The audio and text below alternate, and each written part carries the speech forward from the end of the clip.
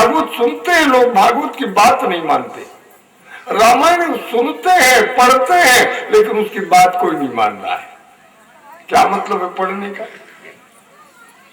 समय खराब मत करो, धर्म के रूप को समझो। सबसे बड़ा धर्म है हमारा सत्य। इसके समान भी कोई दूसरा धर्म नहीं है।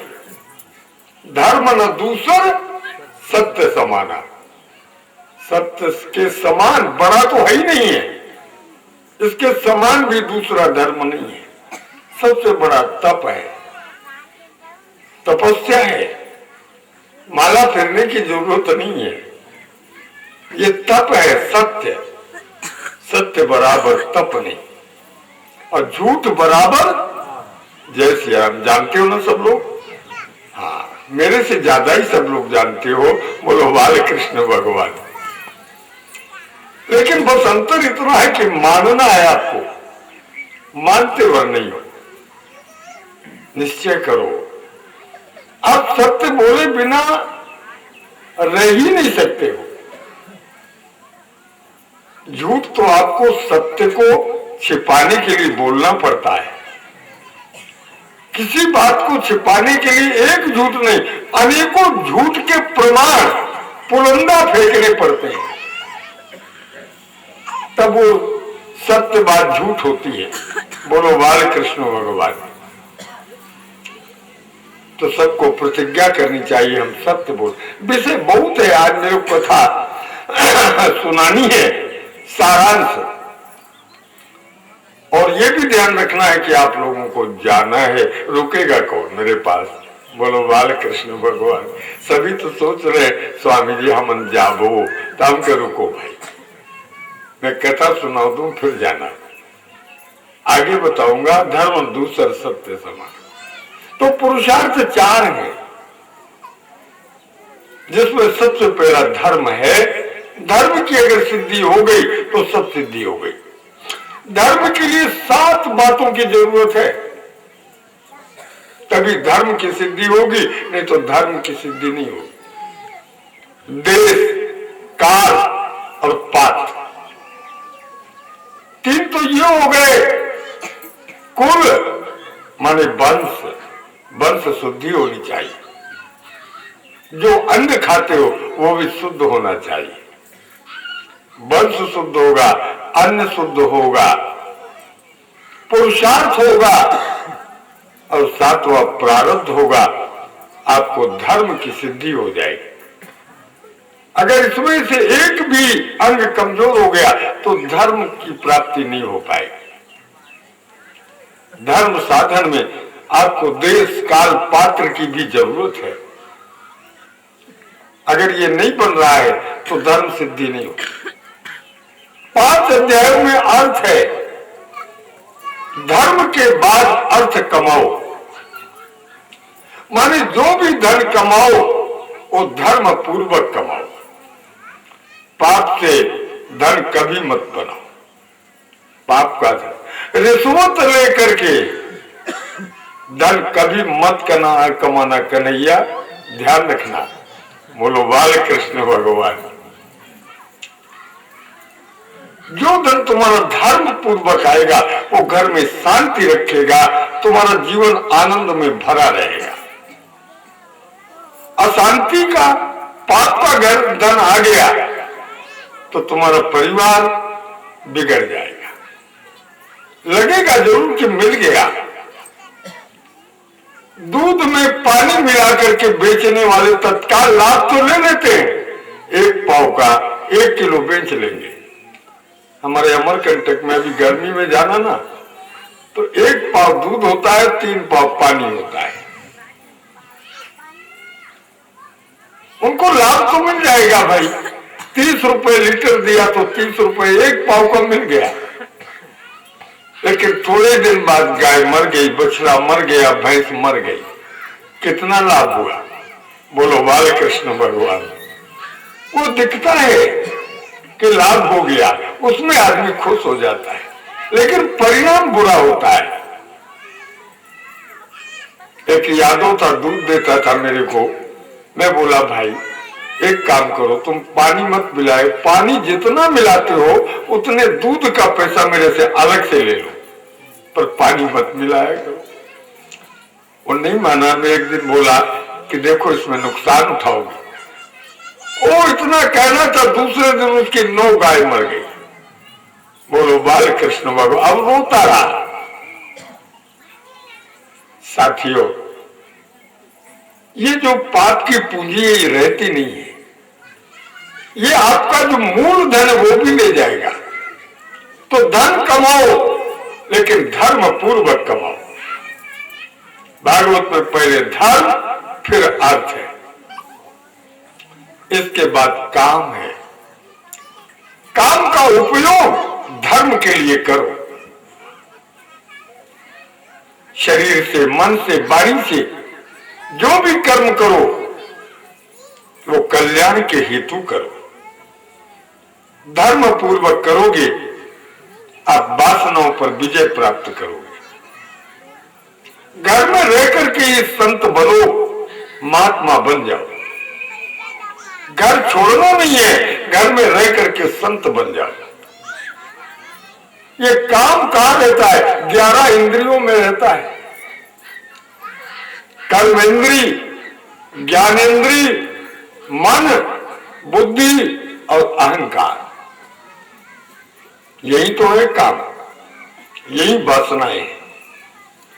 इन इंद्रियों पर जो विजय प्राप्त करेगा वही काम पर विजय पालेगा। मेरे साथियों, एक एक बात को बताना समय की बहुत आवश्यकता है। थोड़े समय में मैं सार बता रहा हूं। अब मोक्ष है। मोक्ष के लिए इस स्कंद में 8 अध्याय,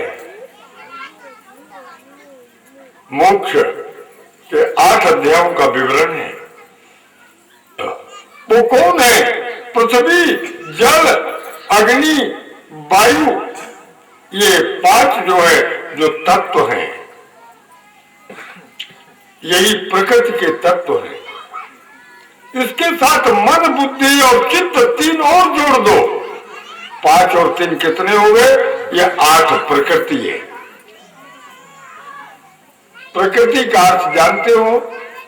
प्रकृति माने होता है स्वभाव, आदत। आदत बदलनी है। जो पृथ्वी तत्वों पर विजय प्राप्त करेगा, अग्नि तत्व पर जो विजय प्राप्त करेगा, वायु तत्व पर जो विजय प्राप्त करेगा, मन पर जो विजय प्राप्त करेगा वही मोक्ष का अधिकारी होगा। मुक्ति मन को मिलती है और किसी को नहीं मिलती है। इस स्कंद में 2 हिस्से हैं, पूर्व मीमांसा और उत्तर मीमांसा। पूर्व में सती का चरित्र है, शिव जी का चरित्र है। उत्तर में ध्रुव जी का चरित्र है। शिव जानते हो धर्म का स्वरूप है। शिव माने कल्याणकारी, लेकिन अधर्म रूप। दक्ष का यज्ञ सफल नहीं हुआ। यज्ञ तो धर्म था, लेकिन कुभाव के कारण वो अधर्म बन गया। बोलो बाल कृष्ण भगवान। जिस धर्म के साथ आपका भाव कुभाव होगा वह धर्म नहीं अधर्म हो जाएगा। कोई भी धर्म करो, सत्कर्म करो, भाव शुद्धि होनी चाहिए। भाव अंदर से शुद्ध होता है, बाहर से नहीं होता। अंदर की शुद्धि भाव शुद्धि है। विचारों का शुद्धि, आपके सोचने की शक्ति अंदर है, बाहर नहीं है। इनसे आप शुद्ध हो पाओगे, धर्म पर विजय प्राप्त कर सकोगे। तो दक्ष का यज्ञ तो धर्म था, लेकिन कुभाव के कारण वह उल्टा हो गया, अधर्म हो गया। उससे हानि होती है। प्रयागराज में सत्र यज्ञ हो रहा था, 1000 दिन तक चला। सारे देवता वहां गए थे। भगवान शंकर भी विराजे थे। दक्ष तो अभिमानी था ना, कोई राजा बन जाए तो अभिमान नहीं आ जाएगा। अरे छोटे छोटे गांव में देख लो, कोई सरपंच बन गया तो टेढ़ा टेढ़ा नहीं चलेगा खुमान। बोलो बाल कृष्ण भगवान। पद पाकर अभिमान आ जाता है, पद मिलेगा अभिमान आ जाएगा। इसलिए हमारे शास्त्रों में कभी ऋषियों महात्माओं ने संतों ने सबका त्याग किया है, कोई पद स्वीकार नहीं किया।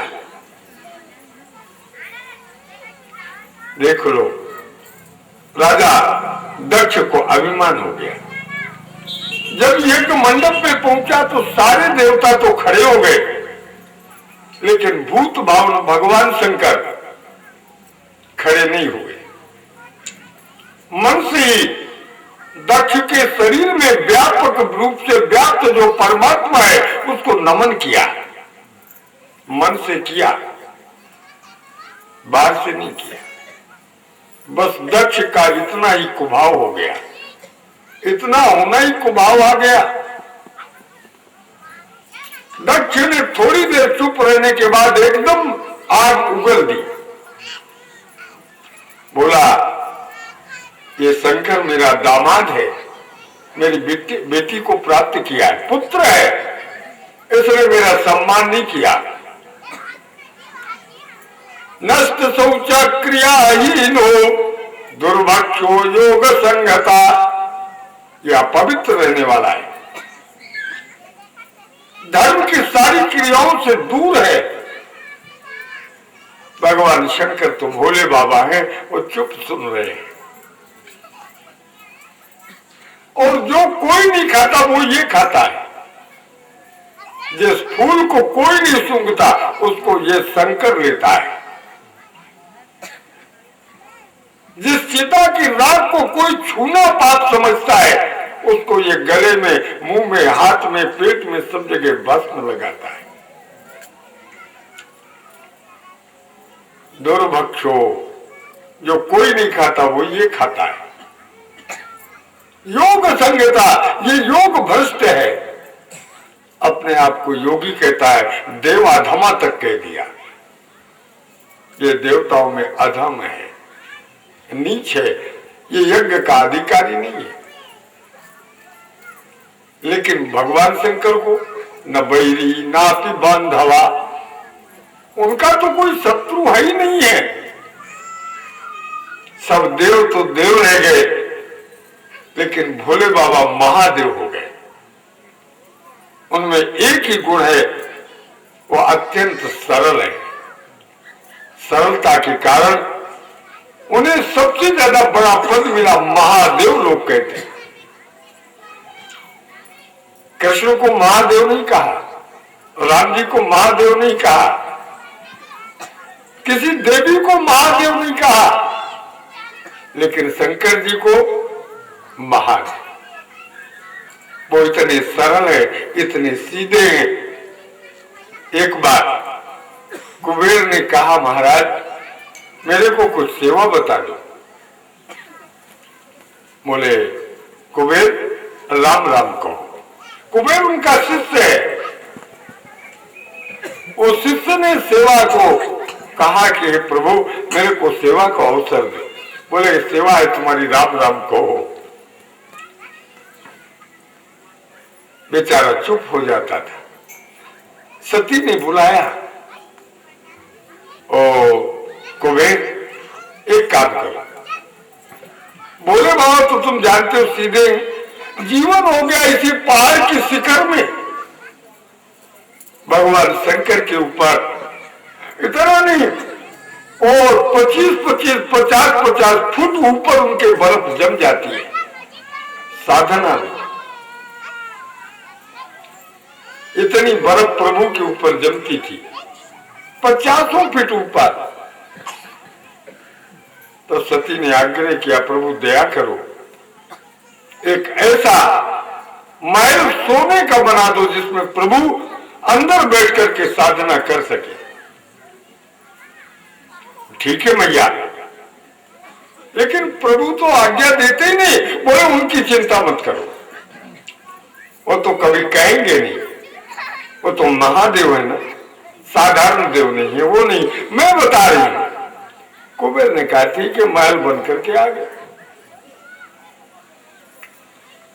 भगवान शंकर के पास पार्वती जी गई, बोली प्रभु अब आप खुले मैदान में इतनी वर्षा, इतनी बर्फ और इतनी गर्मी, सूर्य का ताप न सहे, इस महल में बैठ के आप साधना करें। बोले पार्वती ठीक तो कहती हो, लेकिन अब गृह प्रवेश के बिना मैं अंदर कैसे जाऊंगा? तो उस समय पंडित भी कोई नहीं था, वो था रावण। रावण को ही बुला ले, विद्वान तो है और प्रभु का शिष्य भी है। आया, गृह प्रवेश हो गया, दान का जब नंबर आया, बोले बाबा, बोले ब्राह्मण देवता आपको जो चाहिए मांग लो। अब तो भगवान शंकर को पाकर के क्या है, बहुत खुश हो गया। रावण माने लोभ, रावण माने वासना, रावण माने काम। रावण क्या मांगेगा? मुक्ति थोड़ा मांगेगा। वो कहता है महाराज अगर देना ही है तो ये महल मेरे को दान कर दो। बोलो बाल कृष्ण भगवान की। बोले बाबा, बोले तथास्तु, तो ले जाओ। अब पार्वती बेचारी घबराई, बोले बाबा क्या इतना जीवन पार हो गया, कभी छाया नहीं मिली, और अगर शिष्य ने छाया बना दिया वो भी दान कर दिया। बोले बाबा ब्राह्मण देवता और कुछ चाहिए?